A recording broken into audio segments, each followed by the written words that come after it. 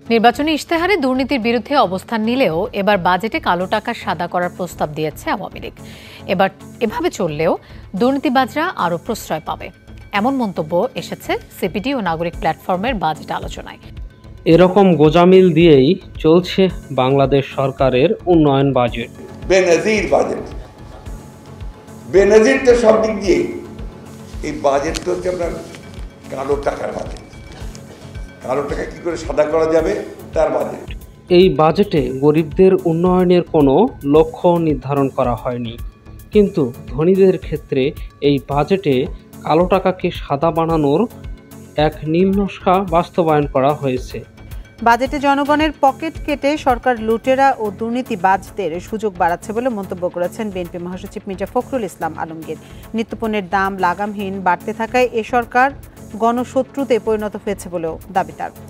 এই বাজেটের অন্যতম প্রধান উদ্দেশ্যই ছিল শেখ হাসিনা ও তার পরিবারের সদস্যদের কালো টাকা সাদা করার ব্যবস্থা করা। টাকা ছাপিয়ে চাহিদার যোগান দিচ্ছে সরকার। গেল অর্থবছরে কেন্দ্রীয় ব্যাংক থেকে নেওয়া হয় রেকর্ড ঋণ। চলতি অর্থবছরের প্রথম মাসেও কমেনি সেই প্রবণতা। বাণিজ্যিক ব্যাংক থেকে আশানুরূপ অর্থের যোগানও মিলছে না, তাই টাকা ছাপিয়ে বাজেট বাস্তবায়ন করাই নিরাপদ পন্থা। কাজে টাকা ছাপানো বন্ধ করতে আমাদের ব্যর্থতা রাজস্ব আদায়, দ্বিতীয় হচ্ছে আমরা ব্যাংকিং খাতকে ধ্বংসের পর্যায়ে নিয়ে গেছি। আমদানি কমে গেছে, আর যেখানে 8 বিলিয়ন ছিল এখানে 5 বিলিয়নে চলে আসছে। রপ্তানি চাপের মধ্যে আছে, রপ্তানিও নেগেটিভ গ্রোথ।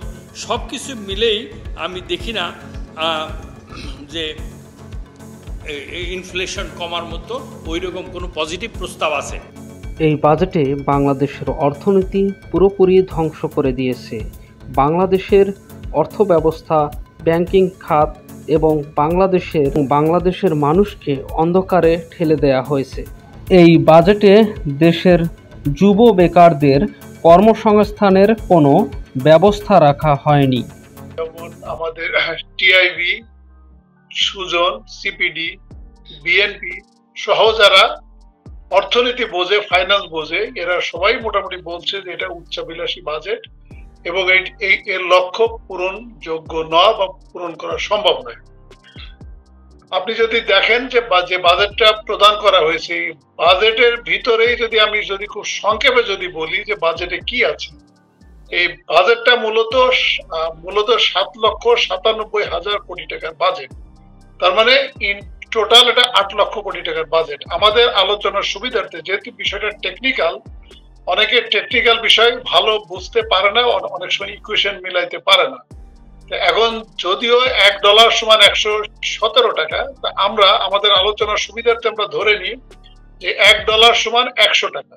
তো যদি 100 টাকা হয়, তাহলে আমি যখন আপনাকে বলবো যে 1 লক্ষ কোটি টাকা, এই 1 লক্ষ কোটি টাকা অর্থ হচ্ছে $10 বিলিয়ন।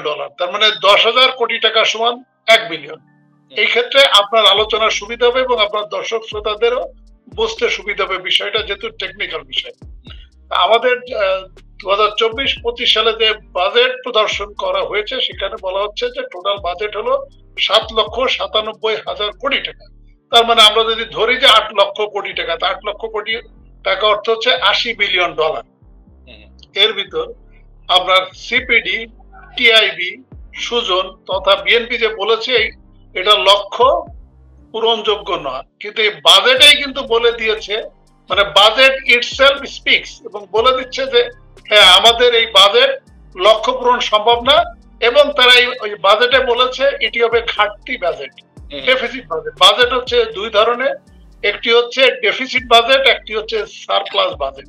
তার মানে আপনি যে এস্টিমেটেড বা প্রাক্কলিত বাজেট দিয়েছেন 8 লক্ষ কোটি টাকা, যদি আপনার যে আর্নিংটা যদি 8 লক্ষ কোটি টাকা থেকে বেশি হয়, তাহলে এটিকে বলা হয় সারপ্লাস বাজেট। আর যদি এটি থেকে কম হয়, তাহলে বলা হয় ডেফিসিট বাজেট বা ঘাটতি বাজেট। এখানে বাজেটেই বলে দিচ্ছে যে আমাদের 2,56,000 কোটি টাকা মানে আমাদের আদায় হবে না বা ইনকাম হবে না।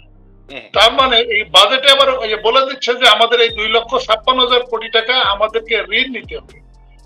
এই ঋণের 1,60,900 কোটি টাকা তারা ঋণ নিবে আমাদের বাংলাদেশের আভ্যন্তরীণ ব্যাংক এবং ফাইন্যান্সিয়াল ইনস্টিটিউশন। আর বলেছে কি আর বলেছে 1,27,200 কোটি টাকা আমরা ঋণ নিব বিদেশি ব্যাংক থেকে বা বিদেশ থেকে, বৈদেশিক ঋণ।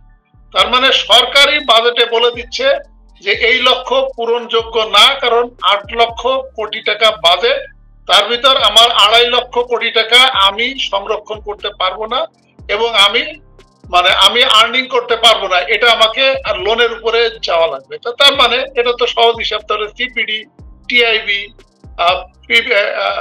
সুজন এবং বিএনপি বা যারা অর্থনীতি নিয়ে বোঝে তারা যে বলছে কথাটা 100-তে 100 সত্য, যেখানে সরকার নিজেই স্বীকার করে নিয়েছে।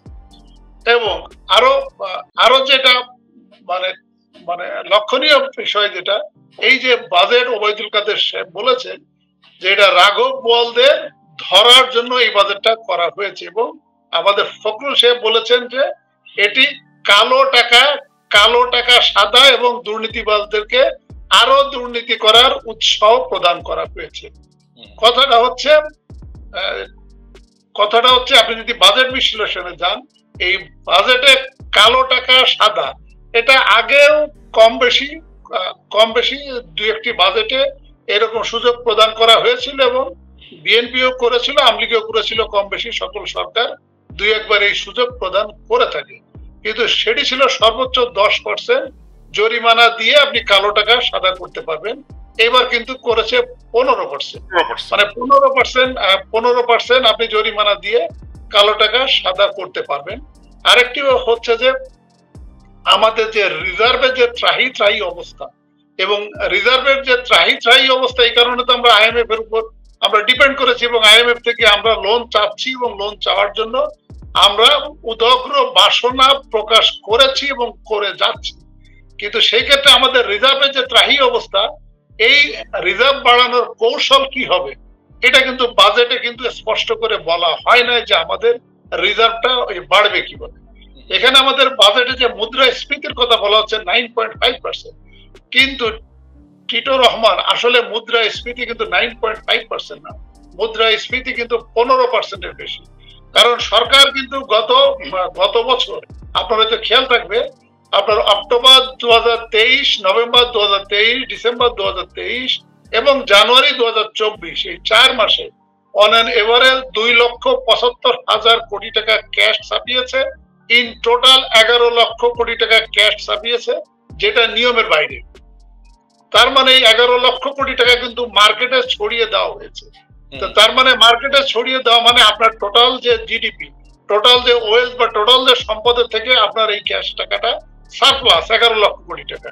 তার মানে আলটিমেটলি মানি ইনফ্লেশন কিন্তু অনেক হয়েছে, এটা আমরা বুঝতে পারছি না। অনেকে টক শোতে আসে, আওয়ামী লেসপেন্সাররা, তারা অনেক সময় লম্বা ঢেকুর তুলে বলে যে যে জমির দাম ছিল 3 লক্ষ টাকা, সেই জমির দাম হয়েছে 10 লক্ষ টাকা। কথা সত্য, কিন্তু এই 3 লক্ষ টাকার জমি আমার 99% জনগণ কিন্তু কিনতে পারবে না।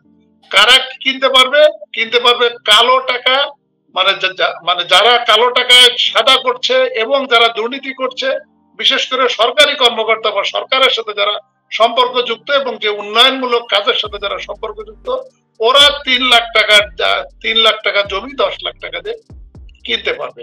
আর আরেকটা যে বিষয় হলো, আরেকটা আশ্চর্যজনক বিষয় হচ্ছে এই বাজেটের, যেখানে আইএমএফ আমাদের রিজার্ভের যে লক্ষ্যমাত্রা, মানে আমাদের যে রিজার্ভের ত্রাহি অবস্থা, এখানে আইএমএফই বলে দিচ্ছে যে একটু লেনিয়েন্টে বলে দিচ্ছে যে যেহেতু তোমার রিজার্ভের খারাপ অবস্থা, তুমি সেপ্টেম্বর 2024 তোমাকে লক্ষ্যমাত্রা দেওয়া হলো 14.88 বিলিয়ন, এবং তোমাকে ডিসেম্বর 2024 তুমি করবা 15.3 বিলিয়ন, এবং মার্চ 2025 তুমি করবা 19.44 বিলিয়ন। তার মানে অন অ্যান এভারেজ আপনাকে প্রতি 3 মাস অন্তর বলেছে 14, 15, 19 বিলিয়ন। সেখানে আমার এই বাজেটের লক্ষ্যমাত্রা ধরা হয়েছে $32 বিলিয়ন। এটি একটা হাস্যজনক, যার ইকোনমিক্স বা ফাইন্যান্সের ব্যাকগ্রাউন্ড নয়, সেও বুঝবে যে এই বাজেট পূরণ করা সম্ভব না। যেখানে আইএমএফ বলছে যে আপনি আগামী মার্চ 2025-এ 19 বিলিয়ন আপনাকে লক্ষ্যমাত্রা দেওয়া হলো, আপনি এইটাই করেন। সেখানে আমার সরকার বলছে তারা নাকি 32 বিলিয়ন করবে। তা এখন আরেকটি হলো, ওই যে বাজেটের আরেকটা নেগেটিভ দিক হচ্ছে, যেটা হয়তো আমি এটা বললে আপনারও খারাপ লাগবে, হয়তো আপনার সাথে 18 কোটি জনগণেরও খারাপ লাগবে। সেটা হলো আমাদের সরকার যে পরিমাণ ওই যে লোন নিয়েছে, সেই লোনটা কিন্তু এখন 165 বিলিয়ন। তার ভিতর বিদেশি লোন হচ্ছে 100 বিলিয়ন এবং আমাদের আভ্যন্তরীণ লোন হলো 65 বিলিয়ন। এখন বিদেশি যে ঋণগুলো নেওয়া হয়েছিল, সেই বিদেশি ঋণগুলো অনেকগুলো প্রজেক্টে গ্রেস পিরিয়ড গত বছর শেষ হয়ে গিয়েছে। গ্রেস পিরিয়ড শেষ হয় মানে এই বছর থেকে মানে আমাদের আসল এবং ইন্টারেস্ট দেওয়া লাগবে। এই ক্ষেত্রে আমাদের এই বাজেটে যে 8 লক্ষ কোটি টাকার বাজেট দেওয়া হয়েছে, এই 8 লক্ষ কোটি টাকার বাজেটের ভিতর 1,13,500 কোটি টাকা শুধুমাত্র সুদ দেওয়া লাগবে। এই যে আমার 165 বিলিয়ন লোন নেওয়া হয়েছে এবং উন্নয়নের নামে আপনাকে, আমাকে এবং 18 কোটি জনগণকে ঘুম পাড়ানির গান গাইয়ে আমাদেরকে ঘুম পাড়িয়ে দিয়েছে যে আমি উন্নয়ন করছি। এখন আমাকে ইন্টারেস্ট দেওয়া লাগবে 1,13,500 কোটি টাকা, যেটা হলো আমার এই টোটাল বাজেটের 22%। এখন যেটা প্রশ্ন হচ্ছে যে আমার যে টিআইবি, সিপিডি, সুজন এবং বিএনপি তথা যারা বলছে যে এই বাজেট পূরণযোগ্য না, উচ্চাভিলাষী এবং এটা গোজামিল মার্কা একটা যে বাজেট, এবং আলটিমেটলি বিএনপির মহাসচিব সাহেব যেটা বলেছে, এটি আসলে দুর্নীতিবাজদেরকে আরো উৎসাহিত করবে। এবং আপনি দেখেন এই বাজেটে বলা হচ্ছে যদি আপনি বছরে 40 লাখ টাকা যদি ইনকাম করেন তাহলে আপনার টোটাল ইনকামের 30% ট্যাক্স দেওয়া। তার মানে 40 লাখ টাকা যদি আপনি ইনকাম করেন তাহলে আপনাকে 12 লক্ষ টাকায় ট্যাক্স দেওয়া লাগবে। আপনি যদি কালো টাকা যদি আপনার 40 লক্ষ টাকা থাকে তাহলে আপনি 15% ট্যাক্স দিলে আপনাকে গভর্নমেন্টকে ট্যাক্স দিতে হবে 6 লাখ টাকা দিয়ে আপনার 40 লক্ষ টাকা আপনার সাদা হয়ে যাবে। আপনি কষ্ট করে ব্যবসা করে বৈধভাবে আপনি 40 লক্ষ টাকায় ইনকাম করলেন এবং এই 40 লক্ষ টাকা 12 লক্ষ টাকা সরকারকে ট্যাক্স দেওয়া লাগবে। এই যে একটা দ্বৈত নীতি, এটা যে মির্জা ফখরুল সাহেব তাহলে তো মানুষ উৎসাহিত হবে চুরির দিকে, চুরি করলে তো কম ট্যাক্স দিতে হবে। আমাদের প্রধানমন্ত্রীও বলেছেন যে মূলত কালো টাকা যাতে বাইরে পাচার না হয়ে যায়, এই কারণে উনি 15% এই সুবিধা দিয়েছেন, যাতে এই টাকাটা বেনজির সাহেবের মতো, যেটা আমরা দেখছি যে বেনজির সাহেবের ম্যাক্সিমাম সম্পদ বিদেশেও সেই ইনভেস্ট করেছে, বাট আমরা দেখছি যে তার অধিকাংশ সম্পদ সে বাংলাদেশের এমন কোন জেলা বা থানা বা উপজেলা নাই যেখানে তিনি সম্পদ করেন নাই বা সম্পদ ক্রয় করেন নাই। এটি হলো আমার 2024-25 বাজেট নিয়ে সার্বিক মূল্যায়ন।